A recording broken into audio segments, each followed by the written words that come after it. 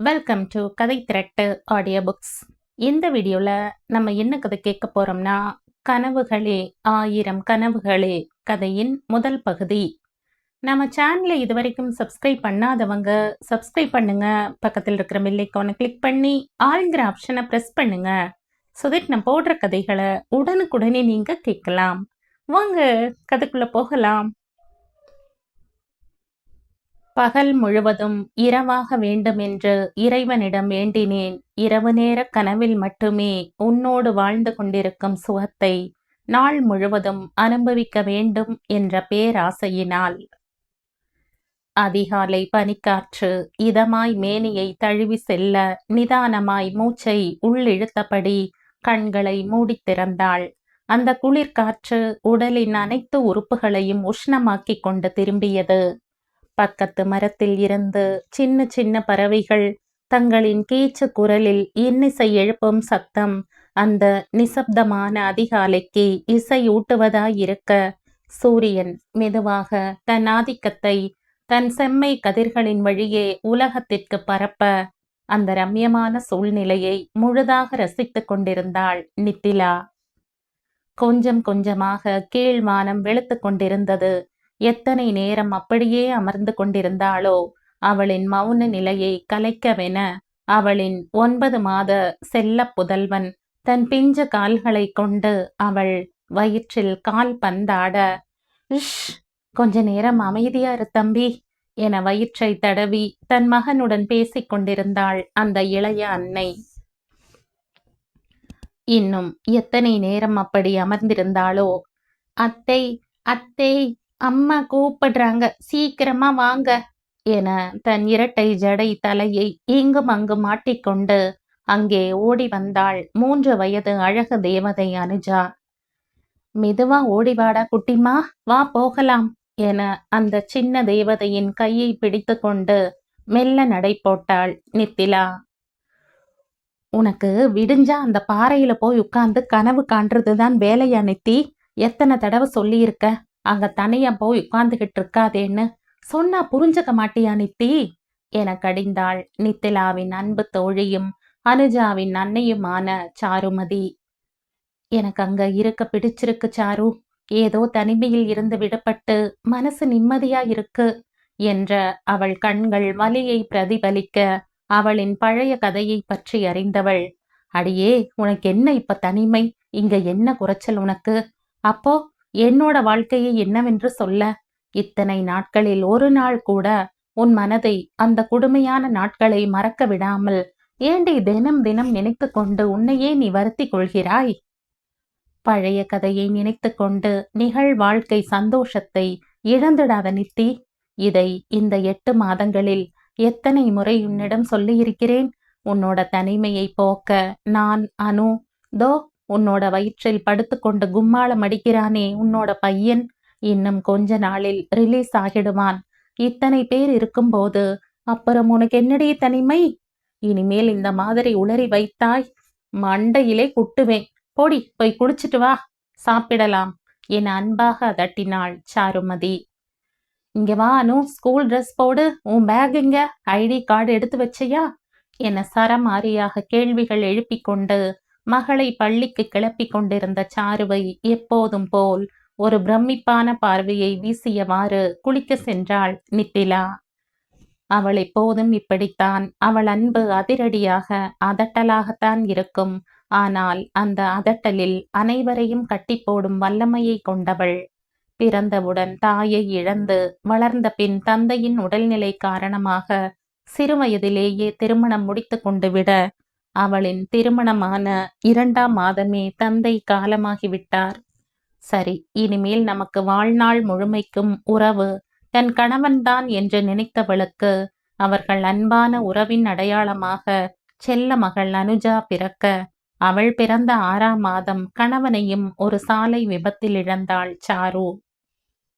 விதி அவளுக்கு சோதனைக்கு மேல் சோதனை கொடுத்தாலும், உறவுகள் அவள் ராசி பற்றி பேசி தூற்றினாலும், இந்த இளம் வயதில் சோர்ந்து போகாமல் வாழ்க்கையின் போக்கை உணர்ந்து கொண்டு தனக்கென ஒரு வீடு, வேலை, மகளுடன் நிறைவாகவே வாழ்ந்து கொண்டிருக்கிறாள் சாருமதி. நித்திலா எப்பொழுதெல்லாம் தன் வாழ்வை நினைத்து சோர்ந்து போனாலும் அவளுக்கு எப்பொழுதும் உற்சாகம் கொடுத்து அவளை மீட்டெடுப்பது அவள்தான். சாரு நித்திலாவிற்கு எப்போதும் ஒரு எடுத்துக்காட்டாகத்தான் இருந்திருக்கிறாள். இன்றும் அவளின் அதட்டலை ரசித்துக் கொண்டு குளித்து முடித்து வந்தவளுக்கு சுட சுட இட்லியுடன் தேங்காய் சட்னியை பரிமாறிவிட்டு மகளுக்கு ஊட்ட அந்த சிறு வாண்டோ அத்தனை நேரம் அன்னையிடம் அடம் பிடித்து கொண்டிருந்தவள் தன் அத்தையிடம் தாவி, அத்தை நீதான் ஊட்டணும் என அவளின் மழலையை ரசித்தவாறு அவளுக்கு ஊட்டத் துவங்கினாள் நித்தினா.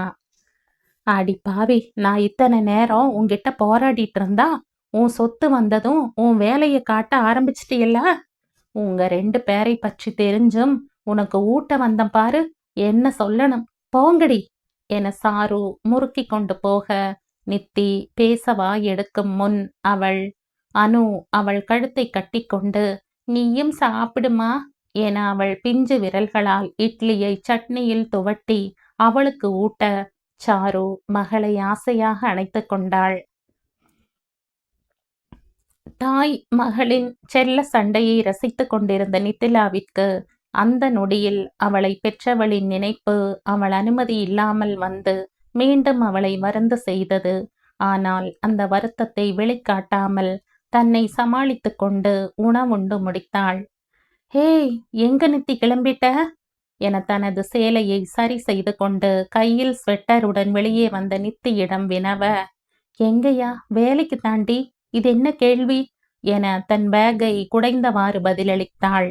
என்னடி நக்கலா, வேண்டாம், என்ன காண்டாக்காத, அப்புறம் நானும் மொக்கை போட ஆரம்பிச்சிடுவேன் என பல்லை கடித்தவளிடம், ஏன் சாரு, நான் இப்ப என்ன சொன்னேன் என அப்பாவியாக வினவியவளிடம், என்ன நொன்ன சாரு, டெலிவரி நெருங்கிட்டு வருது, இப்ப என்ன உனக்கு வேலை, இந்த மாதிரி சமயத்துல நாம தான் உடம்ப பார்த்துக்கணும், ஒழுங்கா வீட்டுல படுத்து ரெஸ்டடு நித்தி என்றவளின் கரிசனையில் நித்திலாவிற்கு உள்ளம் நிறைந்தது. இவள் மட்டும் இல்லாமல் இருந்திருந்தால் தான் இந்நேரம் எப்படி எந்த நிலையில் இருந்திருப்போம் என்று அந்த கொடுமையான நாட்களின் எண்ணத்தில் அவள் உடல் ஒரு நொடி சிலிர்த்து அடங்கியது.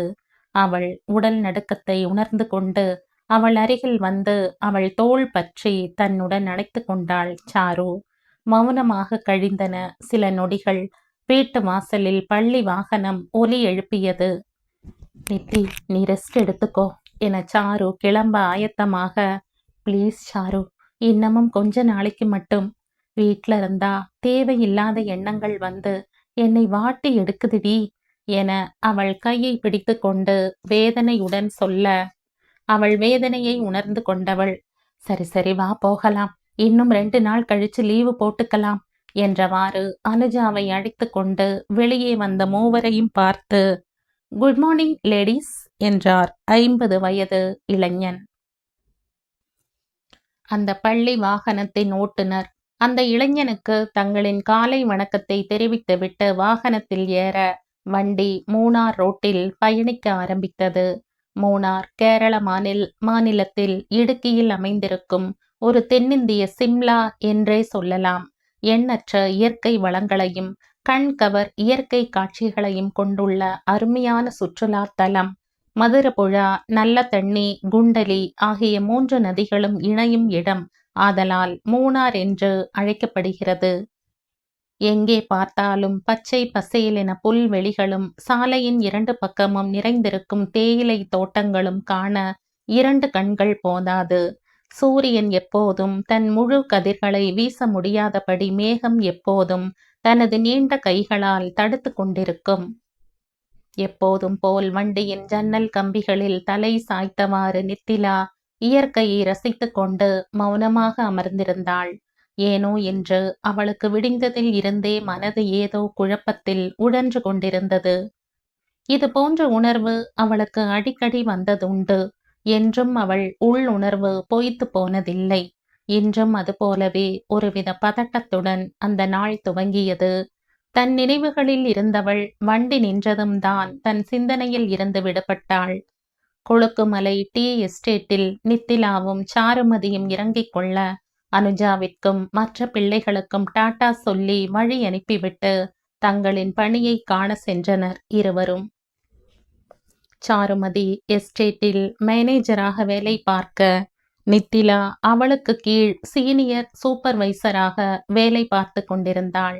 காலை வணக்கத்தை உடன் வேலை பார்க்கும் பணியாளர்களிடம் பகிர்ந்துவிட்டு சாரு அவள் அறைக்குள் புகுந்து கொள்ள, நித்திலா அவளது இருக்கையில் அமர்ந்து முந்தைய நாள் ஆள் கணக்கு, கூலி கணக்கை சரி பார்த்து கொண்டு தன் வேலையில் மூழ்கினாள். பணியில் மூழ்கியிருந்த சாருவையும் நித்திலாவையும் எஸ்டேட் முதலாளி தேவசங்கர் தொலைபேசியில் அழைத்தார். அவர் அறையில் அனுமதி கேட்டு உள்ளே சென்றவர்கள் அவருக்கு வணக்கத்தை தெரிவிக்க, 60 தாண்டிய வயதில் தலை எங்கும் நரைமுடி நிறைந்திருக்க, ஆங்காங்கே தெரிந்த கருங்கூந்தலை வெளியே தெரியும்படி தலை வாரியிருந்தார். தனது மூக்கு கண்ணாடியை சரி செய்தவாறு இருவருக்கும் பதில் வணக்கத்தை தெரிவித்தார்.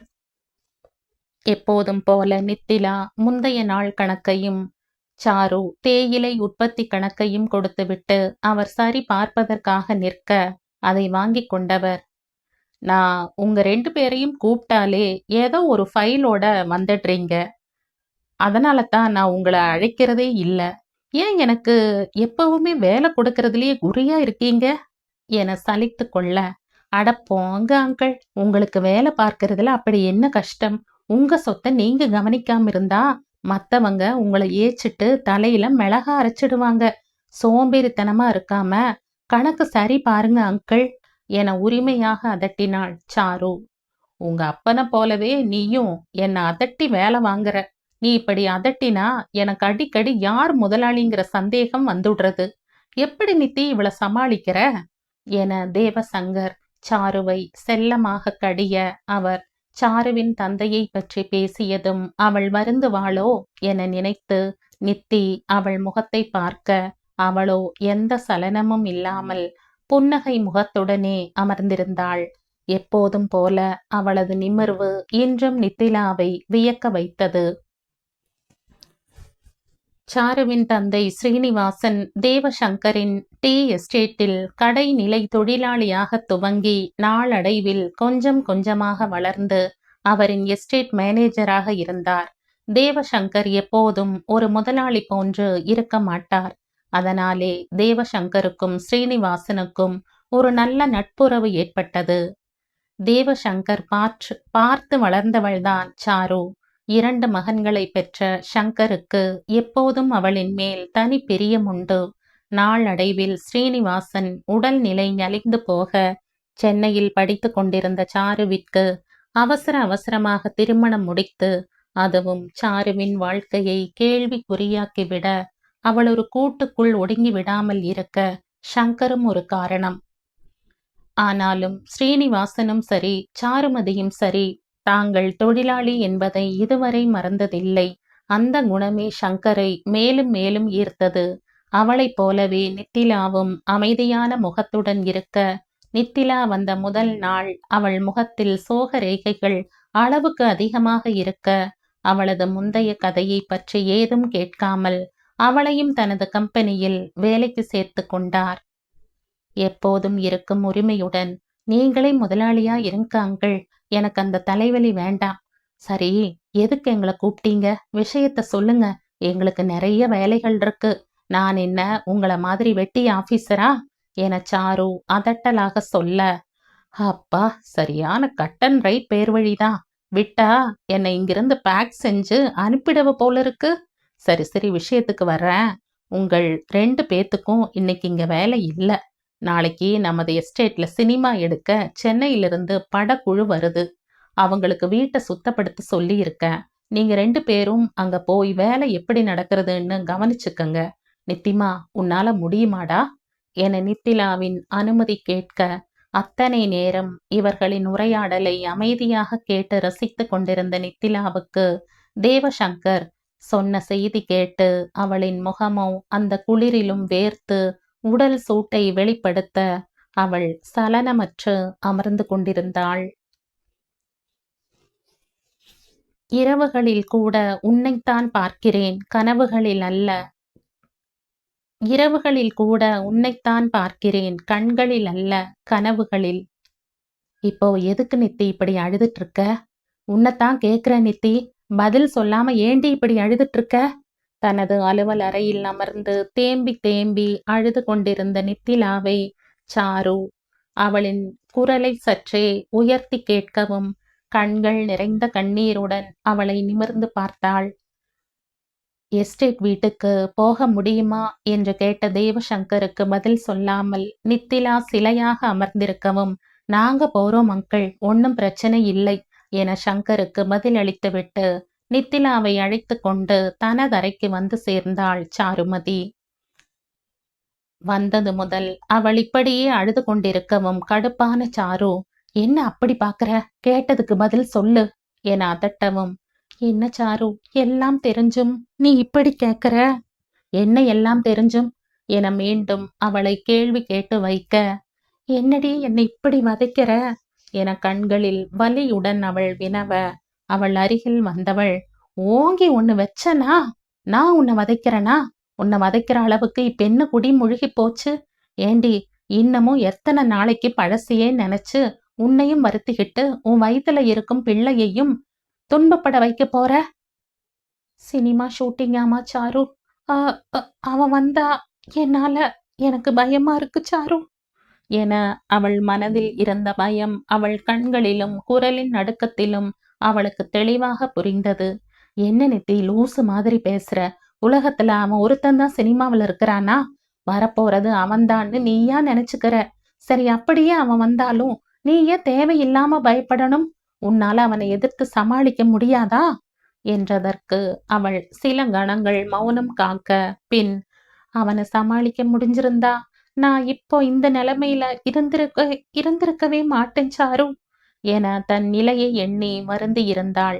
இப்போ உன் நிலைக்கு என்னடி குறைச்சல்? எத்தனை காலம்தான் நீ ஓடி ஒளிவ? என்னைக்காவது ஒரு நாள் அவனை நீ சந்திக்க நேரலாம். அன்னைக்கும் இதே மாதிரி அழுதுட்டு அவன் முன்னே கோழையா நிக்க போறியா? இல்ல நீ இல்லாம நான் என் வாழ்க்கையை அனுபவிச்சு வாழ்ந்துட்டு இருக்கேன்னு அவனுக்கு புரிய வைக்க போறியா? வாழ்க்கை போதும்டி, நான் அனுபவிச்சது. எனது வாழ்க்கையில மறுபடியும் அவனை சந்திக்க கூடாதுன்னு தான் நான் தினம் தினம் கடவுளை வேண்டிக்கிறேன். இப்போ நான் இருக்கிறது என் வயித்துல வளர என் பிள்ளைக்காகத்தான், இல்லைன்னா என அவள் சலிப்புடன் சொல்லி முடிப்பதற்குள், இன்னொரு தடவை இப்படி பேசினா அடிச்சு பல்ல கழட்டிடுவேன். ச்ச, இது நீயா நித்தி? நீயா இப்படியெல்லாம் பேசுற? நம்ம கல்லூரி காலங்கள்ல நீ எப்படி இருந்த? உன்னோட மன தைரியம் எங்க போச்சு நித்தி? உன்னோட நேர்கொண்ட பார்வை எங்க போச்சு? உன் தெளிவான சிந்தனையும் பேச்சும் எங்க? திருமணம் உன் வாழ்க்கையையும் இயல்பையும் இந்த அளவுக்கு மாத்திடுமா என்ன? உனக்கு நான் எத்தனை தடவை சொல்லியிருக்கேன், அதை மறந்துட்டு வாழ பாருமா. இன்னமும் நீ சாதிக்க வேண்டியது நிறைய இருக்கு, சந்திக்க வேண்டியது நிறைய இருக்கு. இப்படி தொட்டதுக்கெல்லாம் அழுதுட்டு இருந்தா உன் வாழ்க்கை நரகம் ஆயிடும். இது எப்பொழுதுமே நித்திலா சோர்ந்திருக்கும் சமயம் அவளை தேற்ற சாரு சொல்லும் வார்த்தைகள்தான். ஆனாலும் இன்று நித்திலாவுக்கு இந்த வார்த்தைகள் மிகவும் தேவைப்பட்டது. சரி, நீ எஸ்டேட்டுக்கு வரையா? உன்னால முடியுமா? நீ வரலைன்னா நான் இப்பவே கிளம்புறேன் என கேட்க, மீண்டும் நித்திலாவின் கைகள் நடுங்க ஆரம்பிக்க சாருவின் கையை இறுக பற்றி கொண்டாள். அவள் கைகளின் நடுக்கமும் அது உற்பத்தி செய்த வேர்வையும் சாருவிற்கு அவளின் பயத்தை சொல்ல, ஆனால் இந்த சாதாரண வார்த்தைகள் அவளை தேற்றாது என நினைத்து அவள் பிடித்த கையை தட்டிவிட்டாள். சரி, நீ இப்படியே உட்கார்ந்து டேம திறந்து வச்சுக்கிட்டுரு. எனக்கு உன்ன மாதிரி அழுகறக்கு வேலை இல்ல.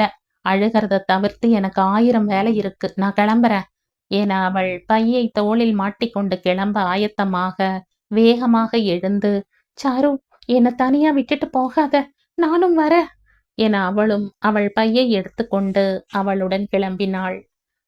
கொழுக்குமலை எஸ்டேட்டில் இருந்து குமிளி ரோட்டில் இருக்கும் எஸ்டேட் வீட்டிற்கு போகும்போது இருவரும் கம்பெனி காரிலே செல்ல அந்த 1 மணி நேர பயணம் மௌனமாகவே சென்றது. தேவசங்கர் பரம்பரை பணக்காரர். அடுத்தடுத்து வந்த வாரிசுகள் தங்கள் பரம்பரை சொத்தை பெருக்கினார்களே ஒழிய யாரும் அழித்ததாக இல்லை. ஆனால் சங்கரின் மகன்கள் இருவரும் வெளிநாட்டிற்கு படிக்க சென்றவர்கள்.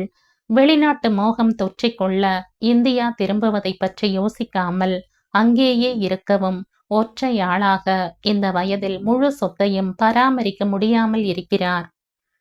ஆனால் அவர் மகன்கள் செய்ய வேண்டிய கடமையை சாருமதி செவ்வனே செய்து கொண்டிருக்கிறாள். வெறும் சம்பளம் வாங்கும் ஒரு சாதாரணமான ஊழியர் போல இல்லாமல் தனக்கு ஒரு மகள் ஸ்தானத்தில் அனைத்தையும் கண்ணும் கருத்துமாக கவனித்துக் கொள்வதால் தேவசங்கருக்கு பெருத்த நிம்மதி. இப்பொழுது அவருக்கு இன்னொரு மகளாக நித்திலாவும் சேர்ந்து கொள்ள ஆபீஸில் சின்ன குண்டூசி வாங்குவதில் இருந்து தேயிலை தொழிற்சாலைக்கு பெரிய பெரிய மெஷின்கள் வாங்குவது வரை சாருவும் நித்திலாவும் மிகுந்த கவனத்துடன் இருப்பதால் அவர் முழு பொறுப்பையும் அவர்களிடமே கொடுத்துவிட்டு தான் வெறும் கையெழுத்திடவே கம்பெனிக்கு வந்து செல்கிறார். அதே காரணத்தினால் தான் இன்று இருவரையும் எஸ்டேட் வீட்டுக்கு அனுப்பியது. காரிலிருந்து இறங்கியதும் ஊத காற்று மேனியை தழுவி செல்ல தான் அணிந்திருந்த ஸ்வெட்டரையும் தாண்டி உடலை குளிர செய்தது. 2 கைகளையும் நன்றாக தேய்த்து உஷ்ணத்தை ஏற்படுத்தி தன் கன்னங்களில் வைத்து கொண்டாள் நித்திலா. நேரம் நண்பகல் 12 மணி என்ற கடிகாரம் அறிவித்ததே தவிர சூரியன் இன்னமும் மேக கூட்டத்துக்குள் ஒளிந்து கொண்டு வெளிச்சத்தை தர மறுத்தது. அந்த ரம்யமான சூழ்நிலை அப்போதைக்கு நித்திலாவின் துன்பத்தை பின்னுக்கு தள்ளி இருக்க தன்னை மறந்து இயற்கையை ரசித்து கொண்டிருந்தாள். நித்திலா பிறந்து வளர்ந்தது அனைத்தும் மலைகளின் அரசி ஊட்டி என்பதால் அவளுக்கு இந்த காட்சிகள் காண காண தெவிட்டாமல் கண்களால் பருகி கொண்டிருந்தாள். அவள் உதட்டில் உற்பத்தியான மெல்லிய புன்னகையில் சந்தோஷமடைந்த சாரு சில கணங்கள் அவளை பார்த்து கொண்டிருக்க ஊதக்காற்று அதிகம் வீச துவங்கியதும், நெத்தி ரொம்பவும் குளிருதுடா, வா உள்ள போகலாம் என அவளை உள்ளே அழைத்து சென்றாள். எஸ்டேட் வீட்டுக்குள் வந்தவர்கள் அங்கே ஏற்கனவே ஆட்கள் தங்கள் வேலையை தொடங்கி இருக்க சாரு நித்திலாவை சிறிது நேரம் ஓய்வெடுக்க சொல்லி உள்ளே சென்றாள். மலை பிரதேசங்களில் இருக்கும் பெரும்பாலான வீடுகள் ஓடுகள் வேயப்பட்டு நீண்டிருக்கும். சுற்றியும் புல்வெளிகளால் பச்சை போர்வை போர்த்தியது போல் அழகழகான மலர்கள் பூத்து குலுங்க ஒவ்வொரு பூவும் ஒவ்வொரு கதை சொல்லும். இதுதான் முதல் முறையாக நித்திலா அந்த வீட்டுக்கு வருவது. அந்த வீட்டில் இருந்த ஒவ்வொரு அறையும் அதில் அடுக்கப்பட்டிருந்த பொருட்களும் அந்த வீட்டின் செழுமையை சொல்ல அனுமதி இல்லாமல் அவளுக்கு பழைய நினைவுகள் முன்னுக்கு வந்து அவளை மனதால் சோர்வடைய செய்தன. சாருவின் வார்த்தைகள் கொடுத்த சக்தியை கொண்டு முயன்று தன் மனதின் எண்ணத்தை பின்னுக்கு தள்ளிவிட்டு அவளும் சாருவின் பின்னால் உள்ளே சென்றாள். சாரு அங்கிருந்த சமையல் அறையில் நித்திலாவுக்கு குடிக்க தேநீர் கலந்து எடுத்து வரவும் நித்தி உள்ளே வரவும் சரியாக இருந்தது. இங்கேயே வந்துட்டியா? சரி, இந்தா இத குடி, 1 மணி நேர பயணம், உடம்புக்கு அலுப்பா இருக்கும் என அவளுக்கு ஒரு கோப்பையை கொடுத்து விட்டு தானும் ஒன்றை எடுத்துக்கொண்டு இருவரும் பருக ஆரம்பித்தனர். சாரு, அனுவை எப்படி அழைத்து வருவது? அவளுக்கு 3 மணிக்குத்தானே ஸ்கூல் முடியும். டிரைவர் கிட்ட சொல்லிட்ட நித்தி, அவர் 2 மணிக்கு கிளம்பி அவளை கூட்டிட்டு வந்துடுவார். சரி, உனக்கு டயர்டா இருந்தா அந்த கடைசி ரூம்ல படுத்துக்கோ. டயர்டெல்லாம் ஒன்றும் கிடையாது, என்ன செய்யணும் என அவள் குடித்த கப்பை கழுவி வைக்க, சரி நீ உள்ளறையில இருக்கிறத கவனிச்சுக்கோ, நான் முன்னாடியும் தோட்டத்து பக்கமும் பார்த்துக்கிறேன் என அவளை உள்ளே அனுப்பிவிட்டு சாரு முன்னறைக்கு வர அங்கே 2 பணியாளர்கள் ஜன்னலுக்கே வலிக்காதபடி கண்ணாடிகளை மெதுவாக தேய்த்து கொண்டிருக்க அவர்கள் வாய் அதைவிட வேகமாக வேலை செய்து கொண்டிருந்தது. மலையாளமும் தமிழும் கலந்த கலவையில், இத்தனை நாள் பூட்டி இருந்த வீட்டை எதுக்கு சேட்டா முதலாளி திடீர்னு சுத்தம் செய்ய சொல்லியிருக்கார் என ஒருவன் கேட்க, அதுவா, ஏதோ சினிமா ஷூட்டிங் நடக்க போகுதாம். அந்த படத்தோட தயாரிப்பாளர் நம்ம ஐயாவுக்கு தெரிஞ்சவர் போல, ரொம்ப நெருங்கிய நண்பர்களாம், அதான். அட ஷூட்டிங்கா? பெரிய பெரிய ஸ்டார்ஸ் நடிகைகள் எல்லாம் வருவாங்களா என இன்னொருவன் ஆர்வமாக வினவ, அது தெரியல, ஆனா படத்தோட டைரக்டர் பெரிய ஆளு, ஒரே படத்துல மொத்த சினிமா உலகத்தையும் தன் பக்கம் திருப்பி இருக்கார். நம்ம ஊர்ல கூட அந்த படம் நல்லா ஓடிச்சு. அப்படியா? என்ன படம் சேட்டா? யாரு டைரக்டர்? அட அதான்ப்பா, விடியலின் கைதிகள்ங்கிற படம். அடடடட, அந்த படமா? டைரக்டர் பேர் கூட வித்தியாசமா இருக்குமே. என்னது, கதிர் நிலவன்? அவரே தான்ப்பா. மனுஷன் என்னமா படம் எடுத்திருக்கான். ஒவ்வொரு சீன்லையும் ஒரு நிஜமும் வலியும் தெரிஞ்சது. பார்க்கும்போது நமக்கே நெஞ்சை உருக்க செய்ததில்ல என மற்றொருவன் சிலாகித்து சொல்ல, அட ஆமா, நீங்க சொல்றது சரிதான். இந்த மாதிரி படங்கள் வருஷத்துக்கு ஒரு தடவை வர்றதே ஆச்சரியம்தான் என அவர்கள் பேசிக்கொண்டே போக, கடவுளே, சினிமா ஷூட்டிங் என்று சொன்னதுமே நடுங்க துவங்கிய நித்திலாவிற்கு வரப்போவது யாரென்று தெரிந்தால் சர்வ நிச்சயமாக அதை தாங்கிக் கொள்ள மாட்டாள். இதை எப்படி சமாளிப்பது? அங்கிளிடம் சொல்லி அவர்களை வர வேண்டாம் என்று சொல்லிவிடலாமா? ஐயோ, வரப்போவது அங்கிளுடைய ஃப்ரெண்ட் என்றார்களே. அங்கிள் நிச்சயம் கொடுத்த வாக்கை மீற மாட்டார். நமக்காக அவரை தடுக்கும் உரிமையும் நமக்கில்லை. அது நியாயமும் இல்லை. என்ன செய்யலாம் என்று யோசித்த சாருமதிக்கு மனதில் தோன்றியது, இந்த ஷூட்டிங் முடியும் வரை நித்திலாவின் கண்களில் அவன் படுவதை தடுத்து நிறுத்தினால் போதும் என்று முடிவெடுத்து கொண்டாள். ஆனால் அந்த முடிவு எந்த அளவுக்கு சாத்தியம் என்று அவளுக்கு தெரியவில்லை. எடுத்த முடிவுடன் முன்னறைக்கு வந்தவள் அங்கே அரட்டை அடித்துக் கொண்டிருந்த இருவரையும் நோக்கி, சேட்டா, சம்சாரம் விட்டு குறைச்ச ஜோலி கூட நோக்கியால் நன்னா இருக்கும் என அவர்கள் பேச்சுக்கு தடை விதித்துவிட்டு நித்திலாவை பார்க்க சென்றாள். நித்திலா அங்கே வேலை செய்து கொண்டிருந்தவர்களை பார்வையிட்டு கொண்டிருக்க, நித்தி, அனு வந்ததும் நீ அவளோட போயிடு, இங்க டஸ்ட் அதிகமா இருக்கு, உங்க 2 பேருக்கும் ஒத்துக்காது என, நீ மட்டும் இங்க தனியா என்ன செய்யற என அவளுக்காக சொல்ல, இங்க நானாடி எல்லா வேலையும் செய்யறேன், ஆட்கள் செய்யறதைத்தானே மேற்பார்வையிடுறேன், நான் சொல்றதைத்தான் கொஞ்சம் கேட்டா என்ன என அவள் சலித்து கொள்ள, ஏ சாரு, எப்ப பாரு இப்படி மூஞ்சி ஒர்றன்னு குரங்கு மாதிரி வச்சிருக்கிற, கொஞ்சம் பல்ல காட்டி சிரிய என அவள் உதட்டை பிரித்து சொல்ல, அத்தனை நேரம் கிடைத்த தனிமையில் மனதை ஒரு நிலைக்கு கொண்டு வந்திருந்தாள் நித்திலா. அதன் விளைவாக சாருவிடம் வழக்கம் போல இயல்பாக நடந்து கொண்டாள். உனக்கு கொழுப்பிடி, எல்லாரும் என்னோட டென்ஷனை நல்லா ஏத்திட்டு அப்புறம் நான் கத்துறேன் அதட்டுறேன்னு என்ன குறை சொல்ல வேண்டியது என அவள் முகத்தை திருப்பிக் கொள்ள, சரி சரி, கூல் கூல், நானும் வந்ததும் வீட்டுக்கு போறேன் என அவள் சொல்லி முடிக்கவும், அத்தை என அனு ஓடி வந்து அவள் கால்களை கட்டி கொண்டாள். ஏய் மெதுவாடி, அவளை தள்ளி விட்டுடாத என சாரு அவளை விலக்க வர இருவரும் அவளை கண்டு கொள்ளாமல் அங்கிருந்து தோட்டத்து பக்கம் நகர்ந்து சென்றனர். சரியான அத்தை பைத்தியம் என செல்லமாக மகளை வைத்தபடி வேலையை கவனிக்க சென்றாள். அனுவும் நித்திலாவும் வீட்டுக்கு வந்து அனுவை குளிக்க வைத்து அவளுக்கு சிற்றுண்டி தயாரித்து உண்ண வைத்த பின் அவளுக்கு பள்ளியில் கொடுக்கப்பட்டிருந்த ஆக்டிவிட்டியை செய்ய துவங்கிய சமயம் சாருவும் வீட்டுக்கு வந்து சேர்ந்தாள். இன்னைக்கும் உனக்கு ஆக்டிவிட்டியா? உன்னை ஸ்கூல்ல சேர்த்தது உன்னை படிக்க வைக்கவா இல்லை எனக்கு வேலை வைக்கவான்னு தெரியல. தினமும் அதை செய் இதை செய்யு ஒர்க் டைரியை நிரப்பி அனுப்பிடுறாங்க என சாரு சலித்து கொள்ள, ஏமா எல்லாம் நீயே செஞ்சு தர மாதிரி பேசுற, அத்தை தானே எனக்கு எல்லாமே செஞ்சு கொடுக்கறாங்க எனவும் நித்திலா வாய்விட்டு சிரித்தாள். அடி கழுத, என்னையே நக்கல் அடிக்கிறையா என சாரு அவளை அடிக்க வரவும் அவளும் பழிப்பு காட்டிவிட்டு வெளியே ஓடிவிட்டாள். அனுக்குட்டி, பார்த்து போடா என நித்தியின் சொல்லுக்கு சரி அத்தை என சிட்டாக பறந்து விட்டாள். பாலு என மகளை செல்லமாக வைத்துவிட்டு முகம் கழுவி வந்தவள், நித்தி, என்ன டிஃபன் செய்யட்டும் என, ஏதாவது செய் சாரு, எனக்கு சாப்பிடவே பிடிக்கல, படுத்து தூங்கணும் போல இருக்கு. சரி இரு, 2 தோசை வார்த்து தரேன், சாப்பிட்டுட்டு போய் தூங்கு என சொன்னபடி அவளை சாப்பிட செய்தே உறங்க வைத்தாள். அவள் உறங்கியதும் சாருவிற்கு மீண்டும் கவலை தொற்றிக் கொண்டது. எப்படி வரப்போவதை சமாளிக்கப் போகிறோம் என மனம் அடித்து கொண்டது. 8 மாதங்களுக்கு முன் மூணார் பேருந்து நிலையத்தில் வைத்து நித்திலாவை சந்தித்த போது சாருமதிக்கு நெஞ்சம் வலித்தது.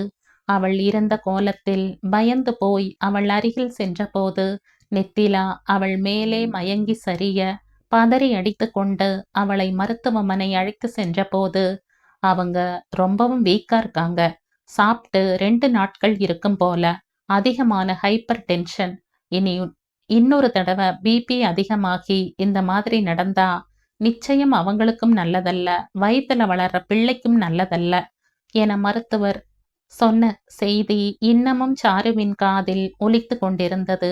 உறங்க சென்ற நித்திலாவிற்கு காலையில் இருந்து மனம் அடைந்த சஞ்சலத்தின் விளைவாக உறக்கம் வெகு விரைவில் தழுவிக்கொள்ள நன்றாக உறங்கியவள் கண் விழித்து பார்த்தபோது அவள் மருத்துவமனையில் இருந்தாள்.